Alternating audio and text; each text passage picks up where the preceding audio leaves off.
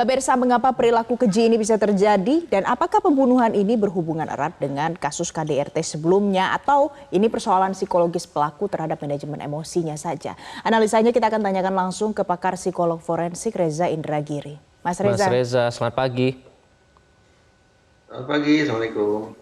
Ya, waalaikumsalam. Mas Reza, ada pesan berdarah yang dituliskan oleh pelaku. Apa yang bisa Anda tangkap? Apa yang bisa Anda baca dari pesan tersebut? Dengan asumsi bahwa tulisan itu memang dibuat oleh si terduga pelaku, saya menangkap nada sarkastis pada kalimatnya. Dan sarkastis macam itu saya tafsirkan sebagai ekspresi dari luapan amarah yang sedemikian hebat, namun di balik luapan amarah yang hebat itu juga ada kesedihan yang sangat berat. Nah, tinggal lagi bagaimana pihak kepolisian menguji asumsi-asumsi semacam ini, sekaligus membangun potret tentang dinamika kejiwaan dari terduga pelaku terkait dengan baik itu kasus KDRT-nya, pembunuhannya, dan juga mungkin upaya bunuh dirinya. Oke, artinya kalau di situ kan hanya satu nama yang disebut ya. Artinya pelaku ini mencoba implying atau memberikan pesan bahwa ini semua adalah salah Bunda, begitu? Anak dalam kasus ini menurut saya menjadi media komunikasi terduga pelaku dengan korban. Anak menjadi sasaran untuk dua urusan. Satu, revenge alias balas dendam. Bahwa mari kita bayangkan karena terduga pelaku merasa kehilangan, maka tampaknya sekarang giliran istrinya juga untuk merasakan kehilangan yang sama menyakitkannya, revenge.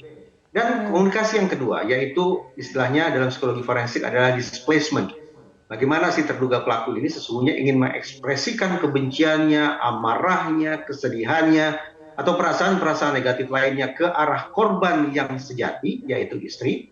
Namun karena tangannya tidak cukup sampai ke sana, maka dia mencari objek pengganti.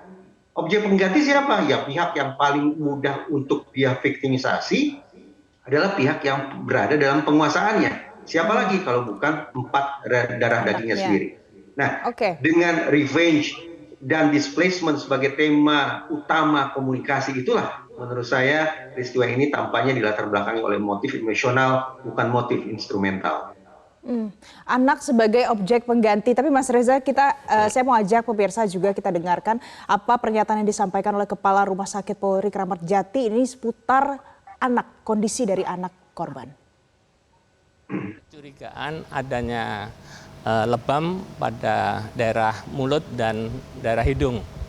Nah, kecurigaan, kenapa kecurigaan? Karena lebam ini bersama dengan proses pembusukan itu tidak begitu jelas. Makanya kita lanjutkan dengan pemeriksaan histopatologi atau PA, kemudian DNA dan toksikologi. Jadi untuk memperjelas itu. Jadi kalau dengan PA nanti apakah yang diduga lebam tersebut terjadi saat anak-anak ini masih hidup atau enggak. Tapi profilnya sama dari keempatnya. Mas Reza, ditemukan lebam di 4 anak ini. Tapi sebelumnya juga Profesor Adrianus Meliala juga sempat menyatakan ada potensi bisa jadi anak yang menjadi korban ini menjadi sumber masalah gitu. Tapi kalau tadi kata Mas Reza anaknya menjadi objek pengganti begitu ya Iqbal ya. Mas Reza membacanya ada potensi seperti itu anaknya yang sumber masalah. Kalau kita kaitkan ke undang-undang penghapusan KDRT, memang undang-undang itu menjangkau sekian banyak pihak. Artinya pihak yang berpotensi menjadi pelaku maupun sebagai korban bisa saja suami, bisa saja istri, bisa saja anak, bisa saja keluarga yang berdekatan, atau bahkan bisa saja asisten pembantu rumah tangga. Alhasil pertanyaan tentang seberapa jauh kemungkinan anak justru menjadi penyebab masalah ini ya memang berdasarkan undang-undang tersedia kemungkinan untuk itu. Berspekulasi apakah mereka sebagai tanda petik pelaku atau sebagai korban masuk akal juga. Tetapi saya tidak membayangkan bahwa 4 anak sekaligus meninggal di lokasi yang sama dan dalam waktu yang perkiraan saya juga sama, tanpa jeda, peristiwa ini dianggap sebagai anaklah sumber pelakunya. Justru yang lebih mudah untuk disimpulkan dengan 4 hal yang saya katakan barusan, sekali lagi, jumlah korbannya ternyata lebih dari 3, TKP-nya 1, peristiwa berlangsung di satu waktu, tanpa periode jeda, sesungguhnya ini sudah Ya. bisa dikategorikan sebagai pembunuhan majemuk atau multiple killing. Jenisnya adalah mass killing atau pembunuhan massal. Memang sangat dramatis sebutannya, tapi Ya. dramatis yang terbenarkan lewat tolak ukur ilmiah. Nah, sekali lagi, dengan potret semacam itu menurut saya lebih masuk akal kiranya ketika saya berspekulasi anak-anak merupakan korban dalam kurung objek pengganti ketika terduga pelaku tidak bisa menyalurkan dendamnya, menyalurkan amarahnya kepada objek yang sesungguhnya, yaitu Mas istrinya Reza, soal sendiri. motif ini nanti kita akan bahas di segmen selanjutnya ya. Anda sempat menulis juga soal adanya motif pembunuhan berencana. Jadi ini lebih dari sekedar KDRT. Nanti kami akan kembali usai jeda. Tetaplah bersama kami di Selamat Pagi Indonesia. Kalau mau keterangan di HP ya cemburu kayaknya. Dasarnya itu pada cemburu dia berdua ini karena suaminya nggak kerja. Kerjanya hanya menjemput istri suaminya, terus istrinya yang kerja itu. Kalau dasarnya itu aja. Awalnya supir awalnya, tapi sekarang udah nganggur. Ya 4-5 bulan aja nganggur. Kalau kontrakan katanya udah 6 bulan. Udah 4 bulan, belum dibayar 6 bulan ya, belum dibayar. Kontrakan udah bayar lama, udah mau diusir sebetulnya dia ini. Sama yang punya rumah tapi nggak bayar-bayar. Ya, kita kembali membahasnya bersama pakar psikologi forensik Mas Reza Indragiri. Mas Reza, ini saya baca tulisan Anda ya. Lebih tepatnya wawancara dengan Anda pada saat itu menyatakan bahwa sebutan kejadian ini sebagai KDRT ini sudah tidak memadai. Ini tepat disebut pula sebagai kasus pembunuhan berencana terhadap anak. Bisa dijelaskan maksudnya, Mas? Saya pikir kita mudah-mudahan bersepakat ini bukan meninggal yang berlangsung secara alami. Berarti 4 anak ini meninggal karena akibat tangan atau perbuatan orang lain. Masuk akal kalau kemudian kosakata yang kita gunakan adalah pembunuhan. Namun menurut saya perlu lagi dipilah. Apakah ini pembunuhan biasa dalam pengertian pembunuhan yang tidak direncanakan, yang sifatnya spontan, ataukah ini merupakan pembunuhan berencana? Nah, untuk memastikannya, teman-teman di kepolisian harus menakar 4 elemen. Pertama, target. Dalam kasus ini ada 4 orang anak yang meninggal serempak di lokasi yang sama. Target tersedia. Yang kedua, insentif. Apa gerangan yang ingin dicapai oleh terduga pelaku dengan menghabisi 4 orang anak itu? Tersirat dari tulisan atau catatan yang dia tinggalkan, yang bernada sarkastis yang saya tadi bahas di segmen sebelumnya. Dengan kata lain, insentif atau sesuatu yang ingin dicapai oleh terduga pelaku adalah bagaimana dia mengekspresikan dendamnya atau mengekspresikan amarahnya dengan menjadikan anak sebagai objek pengganti. Insentif terjawab. Unsur yang ketiga, yaitu instrumen. Sumber daya apa gerangan yang dipakai oleh terduga pelaku untuk menghabisi keempat anak itu secara sekaligus? Mungkin racun atau lainnya, tapi perkiraan saya ada instrumen tertentu, sumber daya tertentu yang dipakai oleh terduga pelaku untuk menghabisi 4 darah dagingnya tersebut. Tinggal satu unsur lagi, yaitu resiko. Apa gerangan cara yang coba dilakukan oleh terduga pelaku untuk menghindari proses hukum, menjauhkan dirinya dari pertanggungjawaban pidana? Informasi yang saya baca di media adalah terduga pelaku ini, menyayat nadinya. Saya bayangkan, itulah cara si terduga pelaku untuk menghindari pertanggungjawaban pidana. Sempurna sudah lingkarannya. Target, insentif, sumber daya, resiko. 4 hal itu menurut saya tersedia di kepala terduga pelaku. Kalau memang 4 unsur itu tersedia di kepala pelaku, maka bisa dipastikan ini bukan pembunuhan biasa, melainkan pembunuhan berencana. Oke. Jadi Mas Reza mengatakan bahwa dari semua faktor-faktor yang kemudian sudah dianalisa ini adalah salah satu pembunuhan berencana. Mas Reza, kalau kita lihat lagi lebih general, mungkin kalau masyarakat membaca, menonton televisi, ada banyak sekali kasus-kasus pembunuhan mungkin terjadi di Indonesia, tidak hanya bulan ini saja tapi akhir-akhir ini. Mas, ada yang mengatakan apa jangan-jangan Indonesia berhadapan dengan yang namanya suicide epidemic. Apa memang benar seperti itu? Apakah indikator-indikatornya terpenuhi, Mas Reza?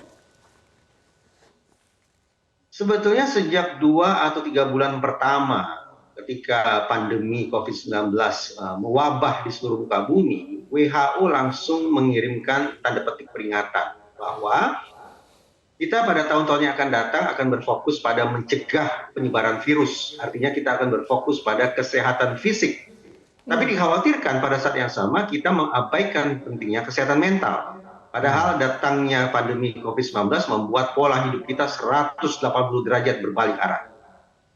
Kesehatan mental yang tidak terantisipasi itu hampir bisa dipastikan tinggal menunggu waktunya saja sampai meletup sedemikian rupa. Nah, rangkaian peristiwa tragis belakangan ini, baik itu maaf berupa pembunuhan ataupun aksi bunuh diri, yang betul-betul dilakukan dengan cara-cara yang ekstrim, saya bayangkan sebagai pertanda tentang kebenaran sinyalemen WHO itu tadi. Spesifik kalau kita bicara tentang rangkaian peristiwa bunuh diri, maka saya pikir relevan pula bagi kita untuk memperbincangkan kemungkinan sekaligus mengantisipasi bahwa kita memang sudah berada di gerbang wabah bunuh diri atau suicide epidemic. Ini yang sudah saya katakan di berbagai macam kesempatan sebetulnya terkait dengan bagaimana kita mencoba menjaga keseimbangan antara kesehatan fisik dengan kesehatan mental. Ketika kesehatan mental tidak tertanggulangi secara memadai, maka sesungguhnya kita juga tidak terlalu kaget kalau kemudian muncul berbagai macam tindak pidana yang menggemparkan, yang memakan korban jiwa sedemikian menyedihkan. Ya, terakhir Mas Reza, ini kan sebenarnya saya nggak tahu apakah Anda menyebut ini bisa dicegah atau tidak, tapi kan sebenarnya KDRT ini sudah dilaporkan pada hari Sabtu beberapa hari sebelumnya. Kemudian juga ada indikasi KDRT ini juga saksinya dari beberapa tetangga itu sudah mengetahui, terus sudah tidak membayar kontrakan sehingga diusir. Itu kan indikator-indikator yang sebenarnya bisa menimbulkan kecurigaan dan mereka juga tahu ada 4 anak kecil di situ. Apakah ini sebenarnya bisa dicegah, Mas Reza? Indonesia sudah memiliki undang-undang penghapusan KDRT sejak bertahun-tahun silam. Di dalam pasal undang-undang penghapusan KDRT itu ada misalnya pasal yang berbunyi kurang lebih bahwa masyarakat dipersilakan, bahkan didorong untuk menjebol pagar rumah tetangga ketika diketahui bahwa di situ ada peristiwa KDRT. Nah, masyarakat yang abai terhadap keharusan macam itu justru bisa dipidana. Itu satu hal. Yang kedua, ini sesungguhnya tagihan terhadap Presiden Jokowi dengan kalimat negara hadir, ya spesifik juga saya kirimkan kepada otoritas penegakan hukum. Sejak kita punya undang-undang penghapusan KDRT, sesungguhnya teman-teman terutama di kepolisian memiliki kesanggupan, memiliki keahlian, sekaligus memiliki pola respon yang khusus pula dalam penanganan kasus-kasus KDRT. Saya misalnya pernah mencoba menakar tentang kesiapan personil Polri menyikapi situasi kritis yang dalam catatan saya adalah ternyata 16 menit sanggup dilakukan oleh polisi sejak menerima laporan sampai mereka melangkahkan kaki pertama kalinya ke TKP. 16 menit. Kalau angka ini dijadikan sebagai acuan, mari kita takar dalam kasus atau dari tragedi Jagakarsa ini, berapa menit, berapa jam, atau bahkan berapa hari kemudian laporan masyarakat baru direspon oleh pihak kepolisian. Kalau ternyata pola responnya lambat, dengan kata lain responsivitasnya lemah, dan petugas juga tidak memiliki keterampilan yang memadai untuk menangani kasus mitigasi, akibatnya sistem mitigasi tidak berjalan. Sistem mitigasi tidak berjalan, berkembang biak masalah seperti ini. Dari kasus KDRT, berlanjut menjadi pembunuhan, berlanjut menjadi upaya bunuh diri. Ini yang saya katakan mitigasi sistem yang seolah tidak berjalan, karena apa? Kesanggupan, keterampilan, dan pola respon kita terhadap kasus KDRT ternyata biasa saja. Oke, artinya harus ada kesiapan sistem ya Mas Reza ya supaya ini tidak terjadi lagi. Betul, dan ini perlu peran masyarakat juga berikut dengan penegak hukum. Mas Reza Indragiri, terima kasih sudah bergabung bersama kami pagi ini di Selamat Pagi Indonesia. Terima kasih Mas Reza. Jelajahi cara baru mendapatkan informasi. Download Metro TV Extend sekarang.